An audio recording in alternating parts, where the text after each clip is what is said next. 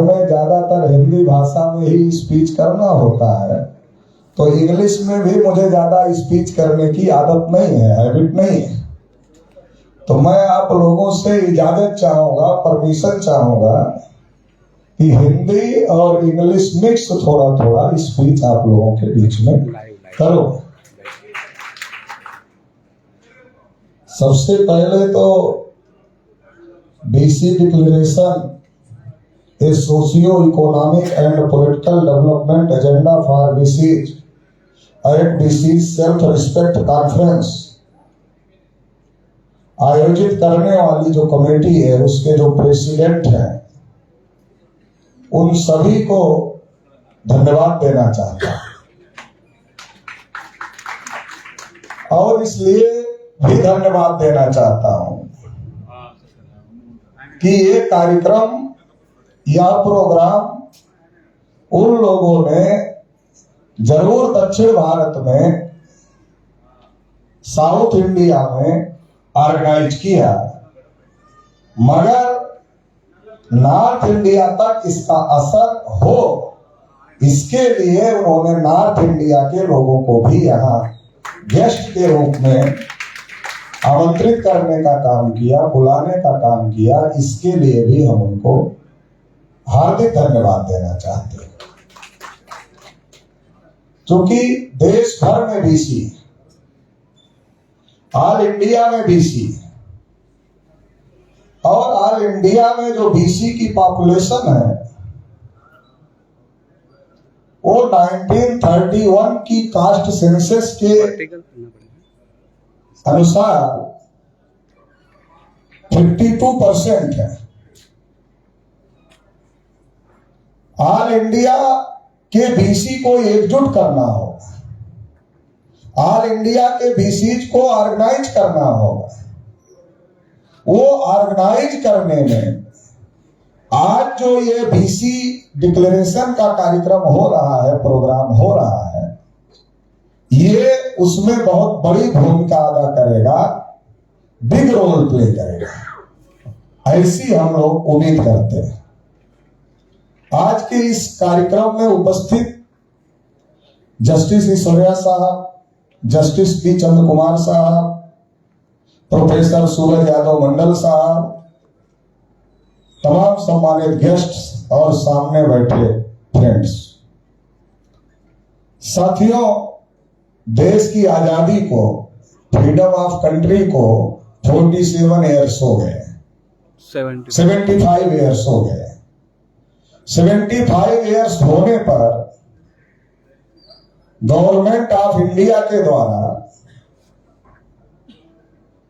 अमृत महोत्सव चलाया जा रहा है,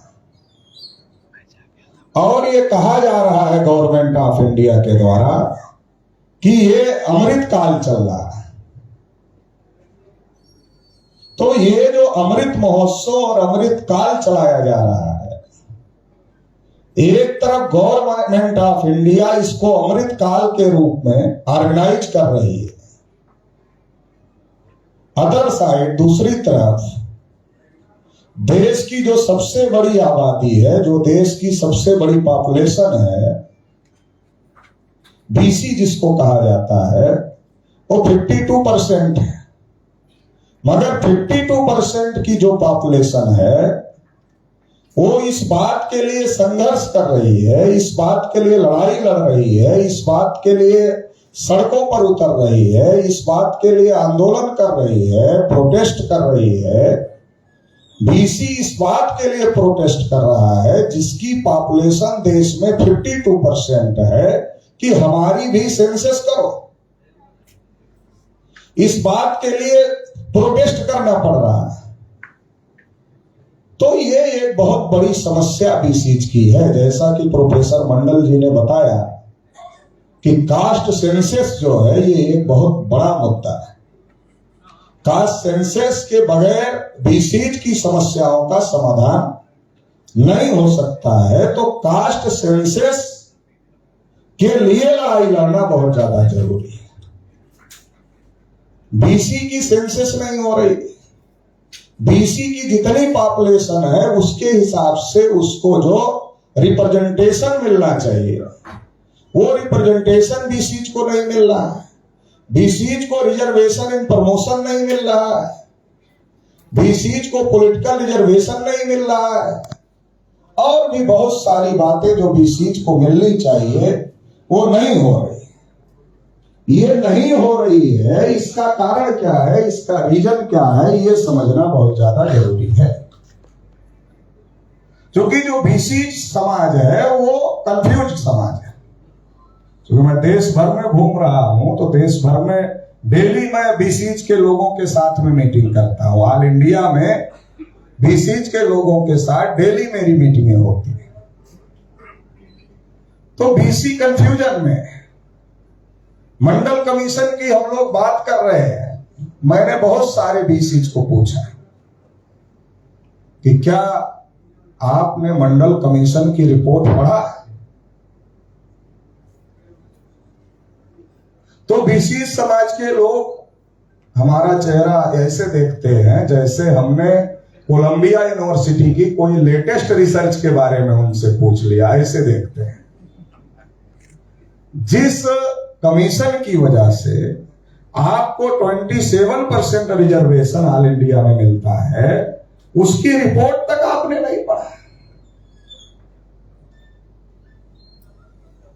इस देश में राष्ट्रपिता ज्योतिराव फूले ने आंदोलन चलाया, छत्रपति साहू महाराज ने आंदोलन चलाया, बाबा साहब डॉक्टर अंबेडकर ने आंदोलन चलाया। 1848 से ये आंदोलन राष्ट्रपिता ज्योतिराव फूले ने शुरू किया और 1956 तक ये आंदोलन बाबा साहब डॉक्टर अंबेडकर ने चलाया। तो ये जो फूले, साहू, अंबेडकर और पेरियार, नारायण गुरु, इनका जो आंदोलन चला, इस आंदोलन की वजह से बीसीज को भी अधिकार मिले, शेड्यूल कास्ट को अधिकार मिले, शेड्यूल ट्राइब को अधिकार। बीसी मतलब बैकवर्ड क्लास, मगर केवल बीसी ही बैकवर्ड नहीं है, शेड्यूल कास्ट भी बैकवर्ड है, शेड्यूल ट्राइब भी बैकवर्ड है। शेड्यूल कास्ट, शेड्यूल ट्राइब को पहले अधिकार मिल गए, पहले राइट्स मिल गए, मगर बीसीज को बाद में मिले। तो संविधान निर्माताओं ने यह कहा कि केवल शेड्यूल कास्ट ही बैकवर्ड नहीं है, केवल ओनली शेड्यूल कास्ट और शेड्यूल ट्राइब ही बैकवर्ड नहीं है, बल्कि इस देश में इनके अलावा भी कुछ लोग हैं जो बैकवर्ड हैं। कुछ लोग कौन हैं? बाबा साहब अंबेडकर ने यह मुद्दा जब संविधान सभा में उठाया तो उनको यह कहा गया उस समय कि यदि आज की तारीख में आज हम लोग इसके बारे में डिसीजन करने लगेंगे कि बीसी कौन है, अदर बैकवर्ड क्लास कौन है, तो लंबा समय लगेगा, इसलिए बाद में इसको तय किया जाए। तो डॉक्टर बाबा साहब अंबेडकर ने संविधान में, कॉन्स्टिट्यूशन में आर्टिकल 340 लिखने का काम किया और 340 लिख करके बाबा साहब डॉक्टर अंबेडकर ने बीसीज को भी राइट्स मिलने चाहिए, इसकी शुरुआत कर दी, इसकी नींव डाल दी। पंडित जवाहरलाल नेहरू जी देश के पहले प्रधानमंत्री हुए, first prime minister of India हुए, और first prime minister of India Pandit Jawaharlal Nehru थे। तो पंडित जवाहरलाल नेहरू को बाबा साहब डॉक्टर अंबेडकर बार बार इस बात का याद दिलाते थे कि बीसी के लिए कमीशन बनाना चाहिए, मगर पंडित जवाहरलाल नेहरू बीसीज के लिए कमीशन बनाने के लिए तैयार नहीं थे। तो बाबा साहब डॉक्टर अंबेडकर ने बीसीज के लिए कमीशन बने, ये मुद्दा लेकर और कुछ मुद्दों को लेकर उन्होंने जो लॉ मिनिस्ट्री का उनका पोस्ट था उससे उन्होंने रिजाइन कर दिया और रिजाइन करने की वजह से कालेलकर कमीशन दबाव में आकर के, प्रेशर में आकर के पंडित जवाहरलाल नेहरू को बनाना पड़ा। दूसरी बात यह है कि जब देश के अंदर अंग्रेज कास्ट सेंसस करते थे तो नेहरू जी को क्या प्रॉब्लम थी कास्ट सेंसस से? नेहरू जी को भी कोई प्रॉब्लम होनी नहीं चाहिए थी कास्ट सेंसस से, मगर नेहरू जी ने सबसे पहले कास्ट सेंसस को रोकने का काम किया।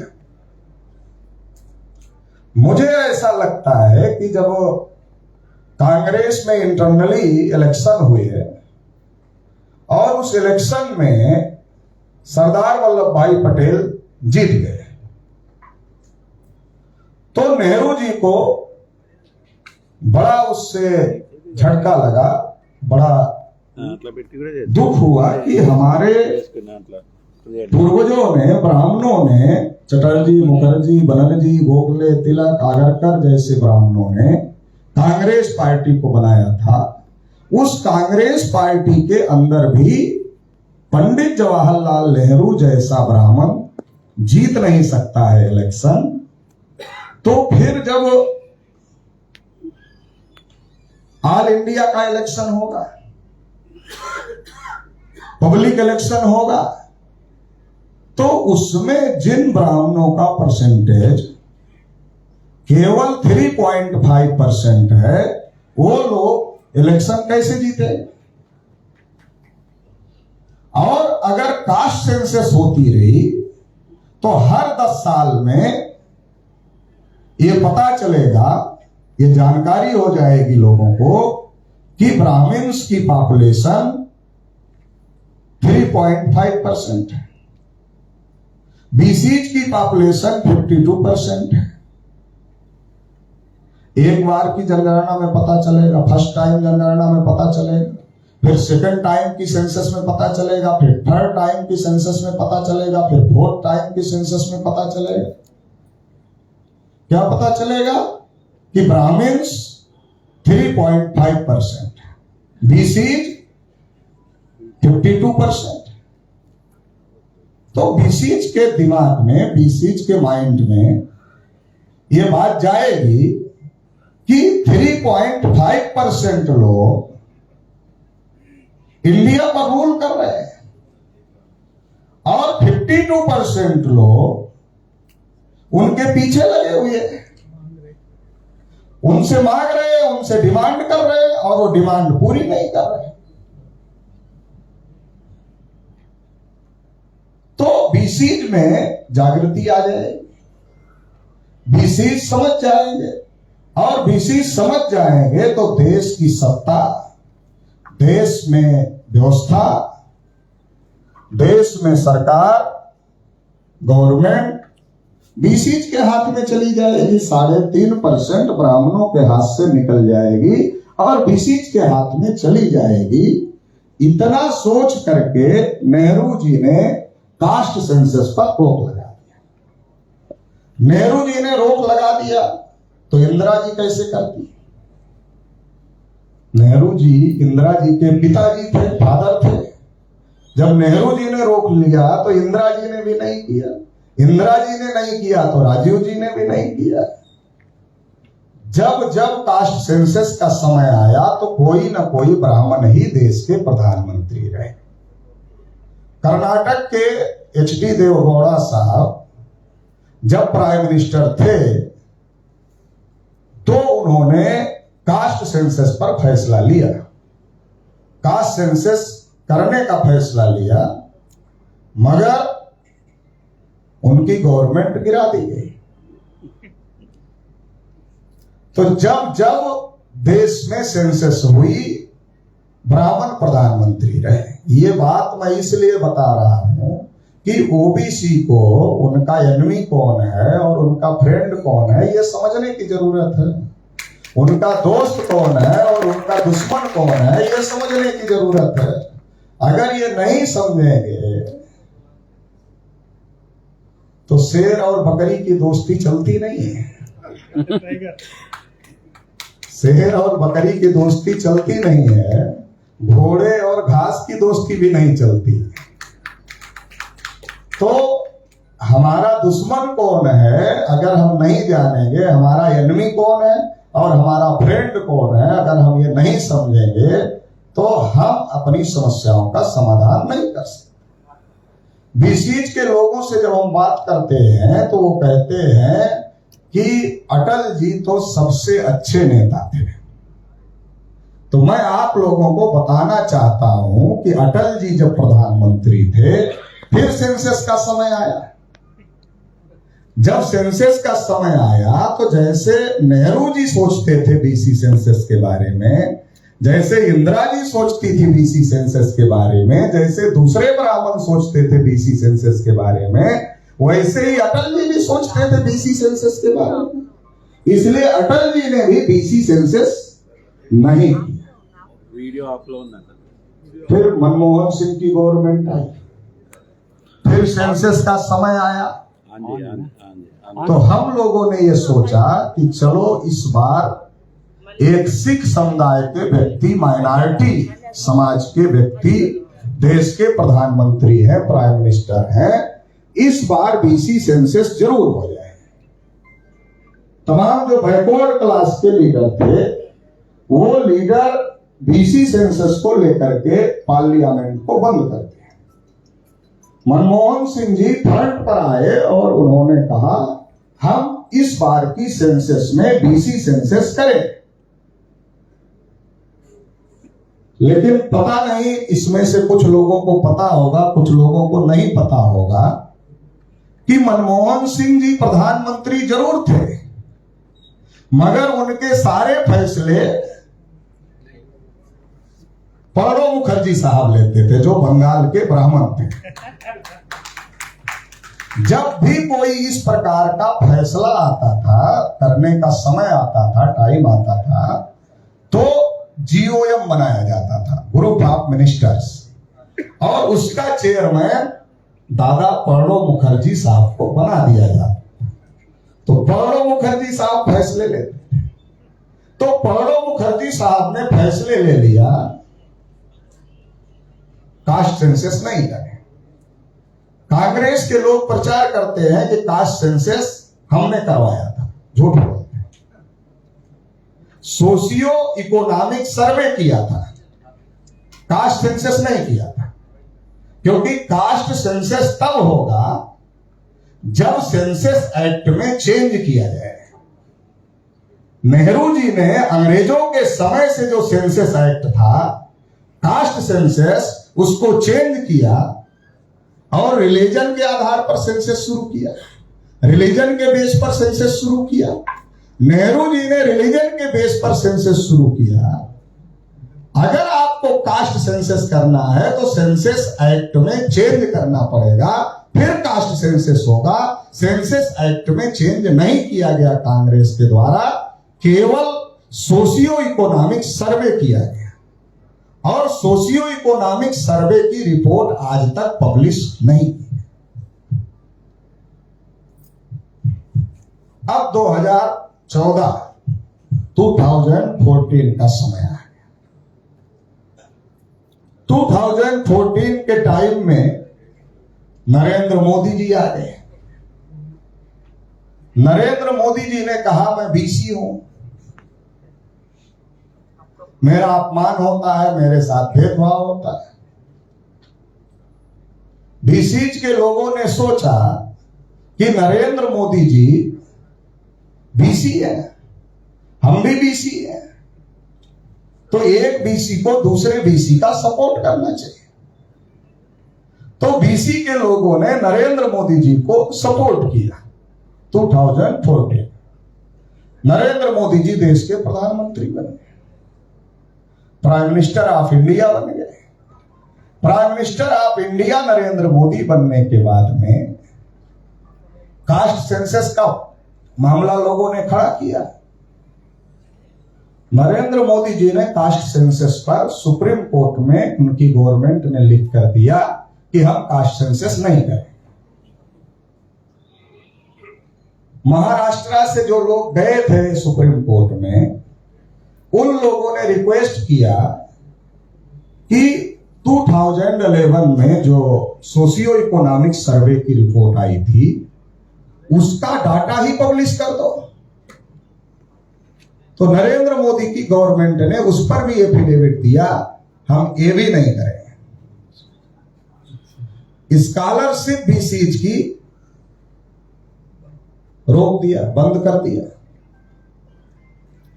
बजट में बीसीज को कुछ नहीं दिया।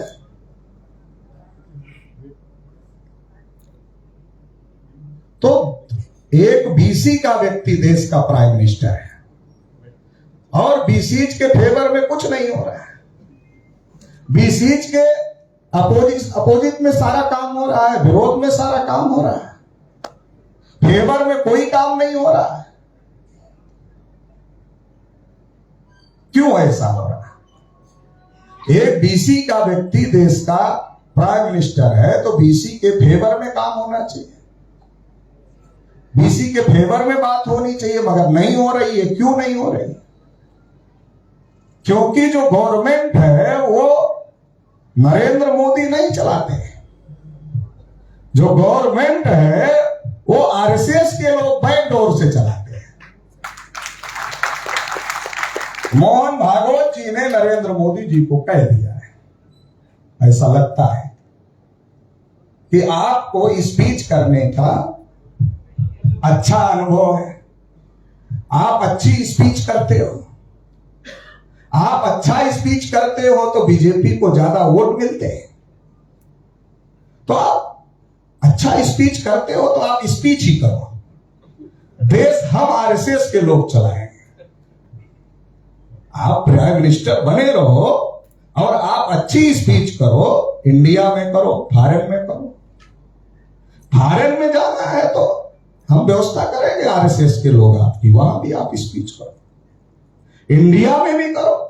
इससे बीजेपी को फायदा होगा, ओबीसी को कोई फायदा नहीं होगा, बीजेपी को फायदा होगा। तो आप स्पीच करो और इंडिया को हम आरएसएस के लोग बैकडोर से चला लें। तो ऐसा चल रहा है।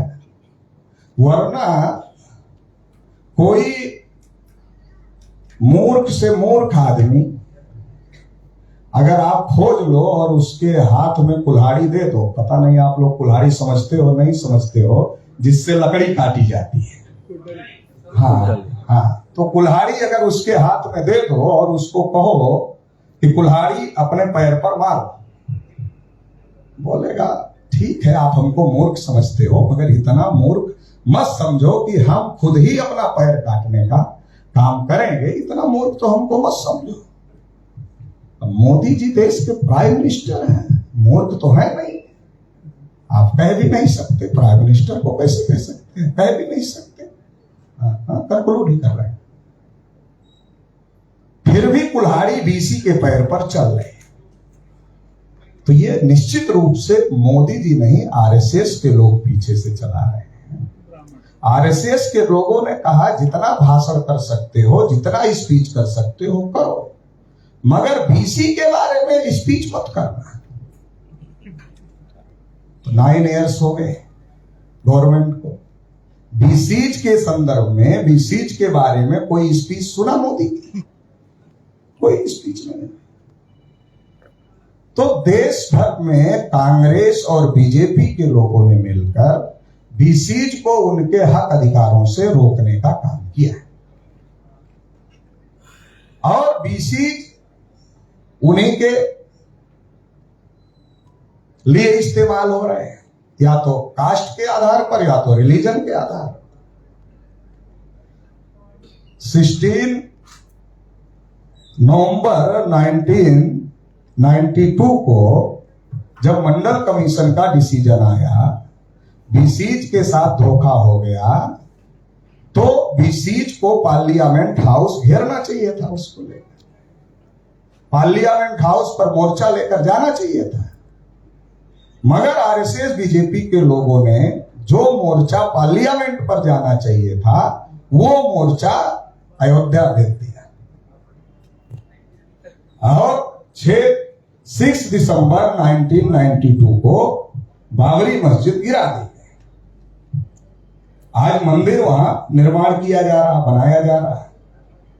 सिंगल बीसी को राम मंदिर का जो ट्रस्ट है उसमें मेंबर नहीं रखा। मुसलमान से लड़ने के लिए हम हिंदू हैं, मगर अपने राइट्स के लिए हम हिंदू नहीं हैं। वोट देने के लिए हम हिंदू हैं, फंड देने के लिए हम हिंदू हैं, मगर जब हम अपने सेंसस की बात करते हैं, अपने राइट्स की बात करते हैं, तब हम हिंदू नहीं हैं। एक आखिरी बात कहकर अपनी बात समाप्त करें। 75 साल से बीसी और मुसलमानों को लड़ाया जा रहा, 75 ईयर्स से बीसी और मुसलमान, कम से कम 14 अगस्त 1947 को पाकिस्तान बना, तब से यह काम चल रहा है। दो लोग लड़ रहे हैं, दो व्यक्ति लड़ रहे हैं, दो सोसाइटी लड़ रही है, उसमें से किसी एक को बेनिफिट होना चाहिए था, मगर किसी एक को बेनिफिट नहीं हुआ। हम और मुसलमान लड़ रहे हैं, फायदा 3.5% ब्राह्मणों को हो रहा है। अजीब लड़ाई हम लड़ रहे हैं। पहले छत्रपति शिवाजी महाराज और औरंगजेब लड़ते थे, तो जब छत्रपति शिवाजी महाराज जीतते थे तो जो फोर्ट होता था, किला होता था, उनके कब्जे में जाता था, मतलब उनको फायदा हो जाता था। और जब औरंगजेब जीतते थे तो उनके पास जाता था, उनको फायदा होता। मगर 75 ईयर्स से हम और मुसलमान लड़ रहे हैं। 75 ईयर्स में ना हमारा प्रधानमंत्री बना, ना मुसलमान की कोई पार्टी गवर्नमेंट में आई उनका प्रधानमंत्री बना, ना हमारी बीसीज की कोई पार्टी सेंटर के गवर्नमेंट में 5 साल के लिए 5 ईयर्स के लिए आई। तो हमें समझने की जरूरत है, सोचने की जरूरत है। क्लास 1 क्लास 2 की सर्विसेज पर 79.2% ब्राह्मण्स और जो अपर कास्ट है उनका कब्जा है। हाई कोर्ट, सुप्रीम कोर्ट में तो जज साहब बैठे ही, जस्टिस साहब, मुझे कहने की जरूरत नहीं है, एक ही जाति के लोग हैं। मीडिया के हालात आप देख ही रहे हैं। तो देश में जो 4 पिलर का डेमोक्रेसी है उस पर 3.5% ब्राह्मण्स ने कब्जा कर लिया है। तो इसलिए अब हिंदू मुसलमान की लड़ाई बंद करना होगा, कास्ट की लड़ाई बंद करना होगा, और बहुत ही ईमानदारी के साथ में ये बात स्वीकार करना होगा कि हर जाति की सेंसस होनी चाहिए, कास्ट सेंसस होनी चाहिए, और जिसकी जितनी पॉपुलेशन है उसको उतना रिप्रेजेंटेशन सभी फील्ड में मिलना चाहिए, सभी क्षेत्र में मिलना चाहिए। तो ये इसके लिए हम लोगों को लड़ाई आने वाले समय में मिलजुल करके लड़ना होगा। पुनः मैं जिन लोगों ने इस कार्यक्रम को आयोजित किया उनको हार्दिक धन्यवाद देता हूं, और ये आशा और विश्वास करता हूं कि ये मूवमेंट जो यहां से शुरू हुआ है ये ऑल इंडिया का मूवमेंट बनेगा, और हम लोग मिलजुल करके इस लड़ाई को केवल लड़ेंगे ही नहीं बल्कि जीतने का भी काम करेंगे। बहुत बहुत आभार, धन्यवाद।